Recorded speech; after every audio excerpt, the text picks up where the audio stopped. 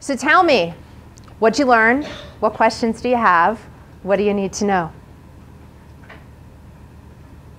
What'd you learn?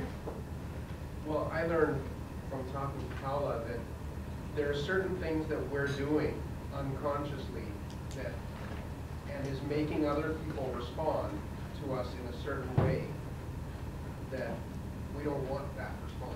We want a different response. Hallelujah. And we're not getting it. Right, and we're going to talk about what that is. Good. Now you know something that you didn't know before. See, once you have the awareness, now you can start to get the skills. But does it make sense you can't get the skills until you have the awareness?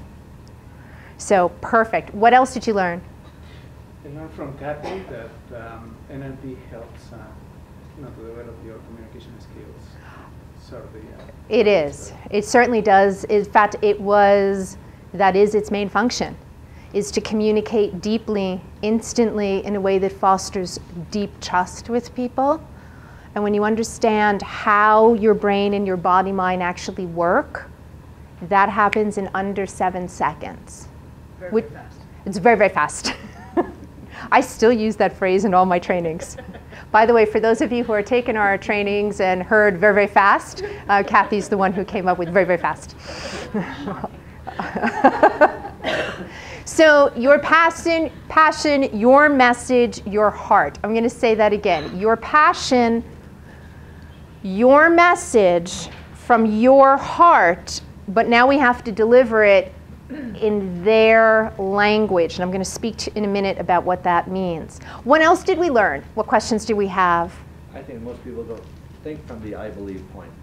Correct. Most people don't think from the I believe point, and then they're confused about why they can't connect to people.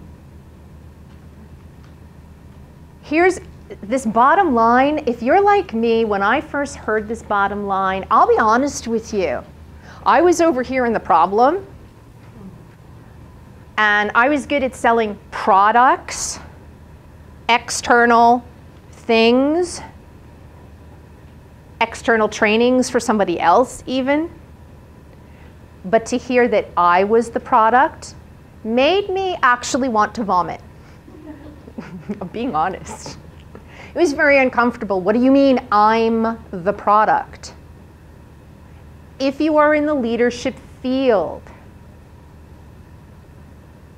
as Gerry is, as James is, as JG is, as we are, you are the product. And unless you follow this model, and yes, there are many models out there, they're not viable expert models. They're not. They're viable expert models of the old model that talked about what? This isn't the model of today. You need to actually use this connection model. You are the product. That takes some getting used to. So feel free to have whatever feelings you have about that. Celebrate them. As a matter of fact, let's applaud to whatever feelings you have about that. You love it, you hate it, doesn't really matter. You are the product. And the faster you get your head around that, doesn't matter whether you have a storefront, it doesn't matter if you actually even have a product. Before people can connect to the product, they have to connect to you. So you are the product. So let's talk about what their language means. In real needs, this is selling. And I please want you to look because this is a little bit different. Selling is not what we're doing. You can't sell as a service. You can't provide a service until you know what people's real needs are. So listen, listen, listen. Wrap your hands around this. Pay attention. Their real needs are not attached to the what. I'm going to say it again. Real needs are not attached to the what. Real needs are attached to the why. The end result is you'll buy a car. if you were in the market for a car, but why people are buying a car, their strategy, their deep needs are different. I get as many different answers as there are people in this room, and in as many different combinations. People buy clothes, but why they buy them are different. People buy trainings, but why they buy them are different. People buy books, but why they buy them are different. And to the same person, you can have different whys from moment to moment. Is this starting to make sense? You have to get their deep needs.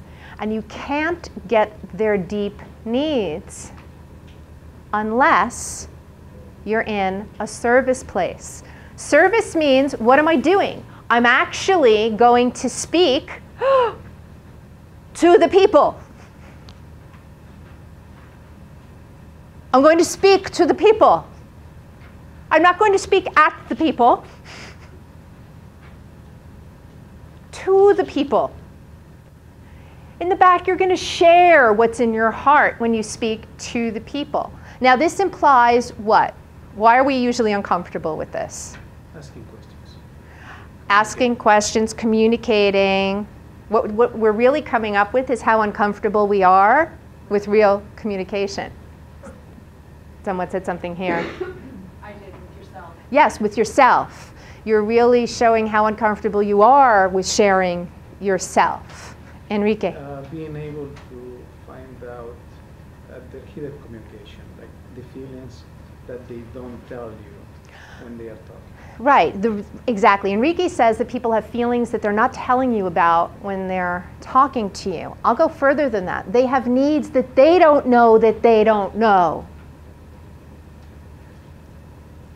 And they won't know unless you can engage with them. Is this making sense? It's making good sense. Need to engage with them. Yeah, got it, want to buy a house. Yeah, growing family. Yeah, good. Now tell me what you really love about a house. Tell me. What do you love about a house? What do you love about a home? Oh, now we're having a real conversation. Real conversation has to have a heart connection. And unless you've got a heart connection, that's a good question to ask yourself. Am I in my truth with a heart connection? And if not, then avoid even bothering. Don't pick up the phone because you won't hit it. What we're talking about is service. And I can't serve a client's needs unless I know what the client's needs are. And what this will do is this will take the 80-20 rule. Raise your hand if you've heard of the 80-20 rule. Okay, that's most of you.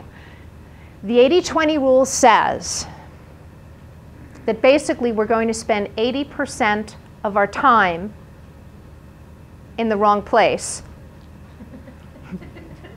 is to get 20% of our clients. That's really what it translates to on a practical note. You're going to spend 80% of your time in the wrong place to get 20% of your clients. And that 80% of your business will then come from those 20% of your clients, which means you really want to get those numbers reversed quickly. And in order to do that, you've got to make a connection. So here we go. 7 seconds. Let's count them down with me. Ready? 7, 6, 5, 4, 3, 2, 1. That's how long you've got.